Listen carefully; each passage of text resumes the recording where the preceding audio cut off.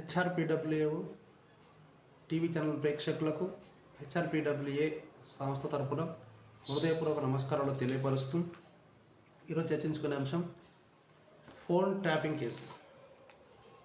చూద్దాం విషయానికి వస్తే, ఫోన్ ట్యాపింగ్ కేసులో ముగ్గురు అరెస్టు, రిమాండ్, చక్రధర్ గౌడ్ ఫిర్యాదుతో గతంలో కేసు అనే పత్రికా ప్రకటనలో చూద్దాం మనం ఏముందో. సంచలనం సృష్టించిన ఫోన్ ట్యాపింగ్ కేసులో పంజాగుట్ట పోలీసులు ముగ్గురు నిందితులను అరెస్టు చేశారు. సిద్దిపేటకు చెందిన బాధితుడు జి చక్రధర్ గౌడ్ ఫిర్యాదు మేరకు మాజీ మంత్రి టి హరీష్ రావు, నగర టాస్క్ ఫోర్స్ మాజీ డీసీపీ రాధాకిషన్ రావులతో పాటు మరికొందరిపై పోలీసులు గత ఏడాది వివిధ సెక్షన్ల కింద కేసు నమోదు చేసిన విషయం తెలిసిందే. వాస్తవంగా ఈ సంగతి అందరికీ తెలిసిన విషయమే. కాగా ఈ కేసులో సిద్దిపేటకు చెందిన తొడుపునూరి సంతోష్ కుమార్, బండి పరశురాములు, వెల్టీర్ వంశీకృష్ణను పంజాగుట్ట పోలీసులు శనివారం అరెస్టు చేసి రిమాండ్కు తరలించారు. అంటే నిన్న అరెస్టు చేసి రిమాండ్కు తరలించారు. సిద్దిపేట డిఎస్పి ప్రణీత్ రావు సహాయంతో ప్రత్యేకంగా వార్ రూమ్ ఏర్పాటు చేసి 2023 నుంచి తన ఫోన్తో పాటు తన భార్య, కుటుంబ సభ్యుల, డ్రైవర్ సహా అందరి ఫోన్లను ట్యాప్ చేశారని గతంలో పోలీసులకు ఇచ్చిన ఫిర్యాదులో చక్రధర్ గౌడ్ పేర్కొన్నారు. గత ప్రభుత్వ హయాంలో తనపై అక్రమ కేసులు పెట్టి పలు రకాలుగా వేధించారని తెలిపారు. వాస్తవంగా చూస్తే ఈ చక్రధర్ గారు కంప్లైంట్ ఇచ్చారు, కానీ 19 మంది హైకోర్టు జడ్జిల ఫోన్లు కూడా ట్యాపింగ్ అయినాయని చెప్పి మన గత 4-5 రోజుల క్రితం నేను పేపర్లో ఒక స్టేట్మెంట్ చూసినాం. మరి ఆ విషయం ఏందో చూద్దాం. ఇక్కడ 19 మంది హైకోర్టు జడ్జీల ఫోన్లో ట్యాపింగ్. ఎంత దుర్మార్గం అండి! ఇక్కడ హైకోర్టు జడ్జీలు న్యాయ వ్యవస్థలో ఉన్నటువంటి ఒక న్యాయ వ్యవస్థలో కూడా జడ్జి స్థానము, న్యాయమూర్తి స్థానము, వారి ఫోన్లను కూడా ట్రాప్ చేయగలిగినంటే ఇక రాజ్యాంగం ఏమవుతుంది, మన రాజ్యాంగం ఎటుపోతుంది, మన దేశ భవిష్యత్తు ఎటుపోతుంది, అసలు మన దేశంలో ఏం జరుగుతుంది, న్యాయం ఎక్కడుంది, ధర్మం ఎక్కడుంది, నీతి ఎక్కడుంది, నిజాయితీ ఎక్కడుంది, అసలు ఏం జరుగుతుంది ఇక్కడ? ఇది ఎంత దుర్మార్గమైన విషయం! ఇట్లా హైకోర్టు జడ్జీల ఫోన్ ట్రాపింగ్, జడ్జీలతో పాటు సుప్రీంకోర్టుకు సంబంధించిన జడ్జిది కూడా ఒక జడ్జిది ఫోన్ ట్రాపింగ్ జరిగింది మన తెలంగాణలో. చూద్దాం అసలు విషయానికి వస్తే ఇక్కడ ఏముందనేది. 19 మంది హైకోర్టు జడ్జీల ఫోన్ల ట్యాపింగ్. ఒక్కరుగా ఇద్దరు కాదు, 19 మంది హైకోర్టు జడ్జీలు మరి దీన్ని దేని కొరకు చేశారు, ఎందుకు చేశారు మరి చూడాలి.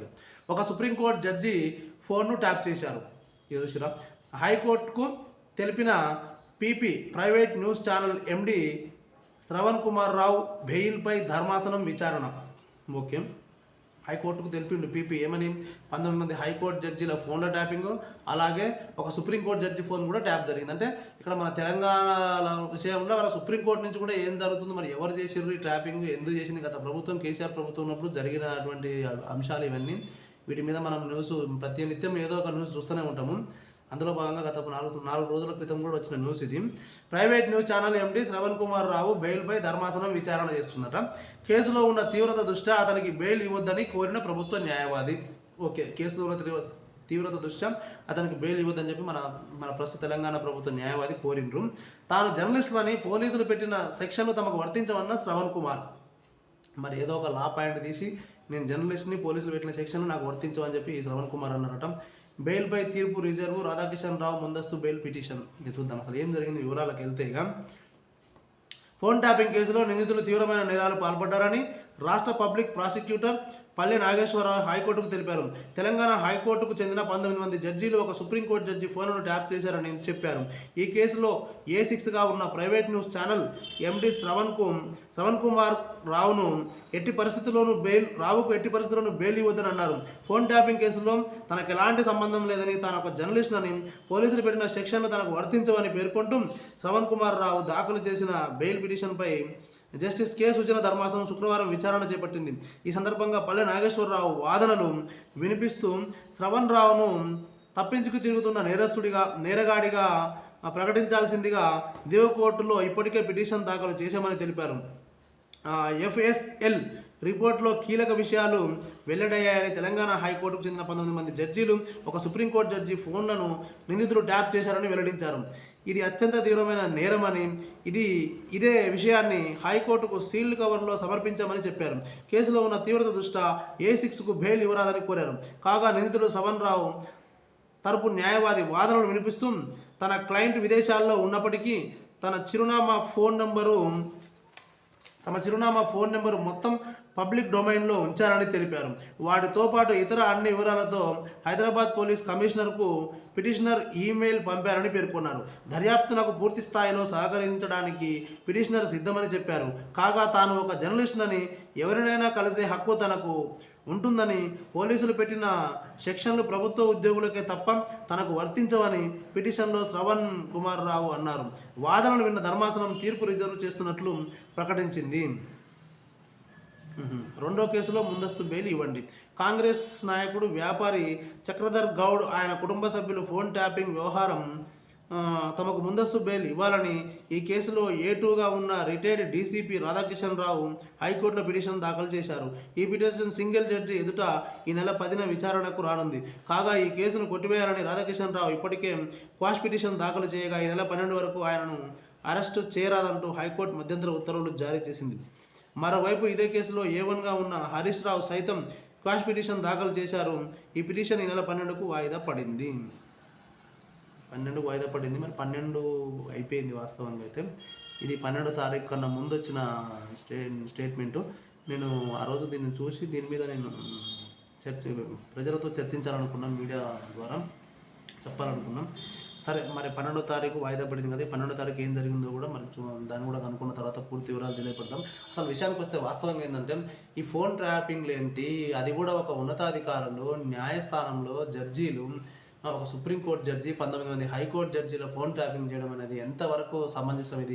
ఇది ఎందుకు జరిగింది, ఏ విధంగా జరిగింది, దీని మీద పూర్తి స్థాయి విచారణ గావించి తప్పకుండా దీని పూర్తి స్థాయి విచారణను ప్రజలకు తెలియపరచాలి. సరే, దోషులు ఎవరు, నిర్దోషులు ఎవరు అనేది ఇక్కడ కోర్టు నిర్ణయిస్తుంది. అసలు ఈ ఫోన్ ట్రాపింగ్ జరిగింది వాస్తవమా అవాస్తవమా అనే దాని మీద పూర్తి ఇన్వెస్టిగేషన్ ప్రభుత్వాలు చేసి ఈ విషయంలో తగిన చర్యలు తీసుకొని చట్టపరమైన న్యాయాన్ని కూడా ఇక్కడ ప్రజలకు అందించాలి.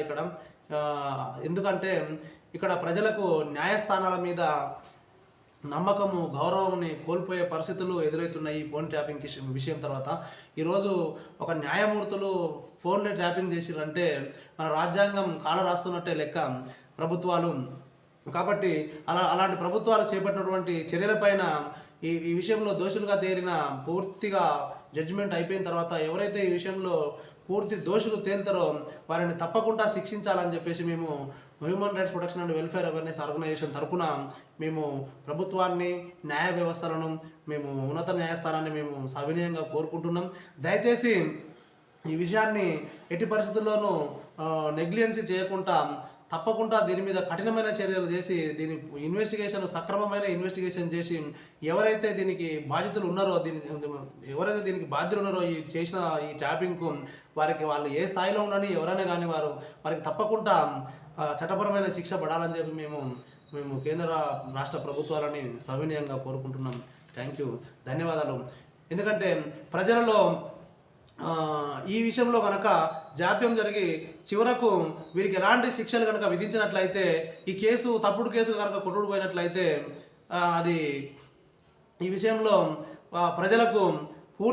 ప్రజలు విశ్వాసాన్ని కోల్పోతారు మన రాజ్యాంగం పట్ల.